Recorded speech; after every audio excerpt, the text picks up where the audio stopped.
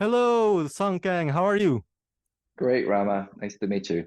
Nice to meet you as well. Congratulations on your feature directorial debut, Shaky Shivers, arriving in theater September 21. Audiences can buy their tickets from Fathom Events. Now, a lot of the first time directors out there would start out by directing music videos or short films, but you just jumped right to the big gun here. Now, that's bold. What got you bitten by the directorial bug, if you will? And is directing something that you want to regularly do? Well, Rama, I mean, that's actually not true.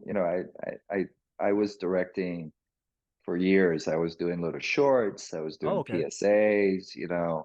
So I tried to do as much as possible. To like learn the skill set that a director needed. But this is Shaky Shivers is my first directorial debut, and um, Wh- when you, I think when you said, how did I get the director's bug? It was really out of necessity, Rama. I think you would understand that, within Hollywood, there are very limited opportunities for people that look like me, and, people say that, oh, you've had such a like wonderful career. I feel like I haven't started as an actor. I haven't had the opportunities to play roles that really, fulfill me or on that bucket list, and instead of complaining about it, I felt like, as a, writer and director, you can create those opportunities, not just for yourself, but for other people that look like me, and when you get a little older, it's that you start to self-reflect and you realize it's not just about you, you can start like paying it forward. And I've had the opportunity to work with some amazing directors. And I feel like now, I have the opportunity to, give other folks opportunities that I may never had, so or I may never have, right? So if I can create them and create three-dimensional roles that represent our stories, then you know I think it checks off the box of why I came to Hollywood, and it gives me purpose at the end of the day. I've watched Shaky Shivers, very much enjoyed it. An entertaining comedy horror. Obviously, it's a low budget independent film with outdoor setting. But I'm sure it came with its own set of challenges, right? What were some of the challenges of making Shaky Shivers, and what did you learn from your process of making this film? Well, the biggest challenge, well, there's a few big challenges, is like you said, it's a low budget film, so you have very little resources to complete the film, right? And second, we were shooting this film in the height of the pandemic, Hmm. and that helped us, and it definitely was challenging. It helped us in the sense that we were able to get the location where we shot with the majority of the movie fairly cheap, and then also it was available. It was a Girl Scouts camp that was busy pretty much the whole year if there was no pandemic. But because of the pandemic, it was vacant and they needed, to make money. So they allowed us to take over the whole camp. So that served us, and again, going back to like resources is that, you have very little time. I think we shot the movie in 15 days, right? So you have very little time to do these big set pieces like the monsters and stuff. So, you're always fighting the clock, right? And it doesn't matter if it's a small budget movie or a gigantic, tentpole movie like Fast and Furious.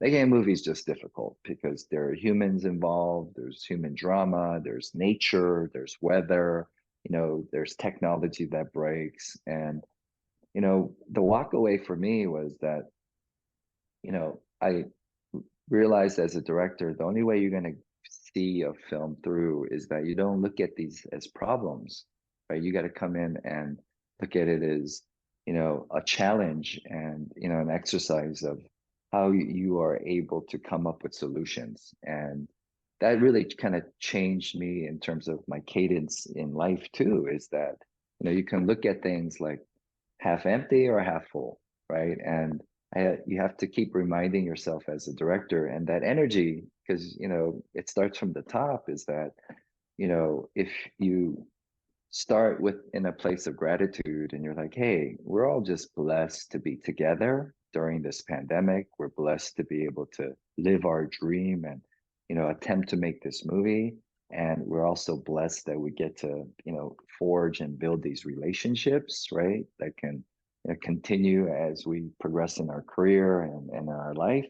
And then the problems become just like fun exercises of how we can come together as a team and overcome them, right? So it definitely was great for me on a personal level to, walk away with that lesson. Fun question. Who are some of your influences in terms of film directors? Who inspire you out there? Your favorite film directors? Name three probably. Let's see. I would definitely say uh, Walter Hill. Walter Hill is like, living iconoclast. He did 48 Hours. He did Yes. Creepshow. Um, he did Brewster's Millions, right? Mhm. And I got the opportunity to work with him. I learned he was a great mentor.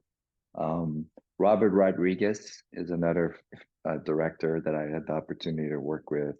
He was so inspirational, and he taught me so much about sharing. You share all the knowledge, like you don't keep anything close to your chest, right? Mm. He was an open book. Any question you have, like he'll pull out his computer and he'll just walk you through like every step of the way of how he did that shot. And so he was a great inspiration. And lately I got to work with a director from the 90s, George Huang, who did a film called Swimming with Sharks. Mm. It's a wonderful film about Hollywood agents. And he just taught me about empathy and kindness on set as a leader, and how far that goes, and that kindness like rallies the troops instead of feeling treating people like they work for you. He treats people like they're literally his kids or his brothers and sisters, and everybody's opinion matters, right? So I would say those three definitely inspired me. Final question. Spoiler alert, that was you at the end of the film, right? So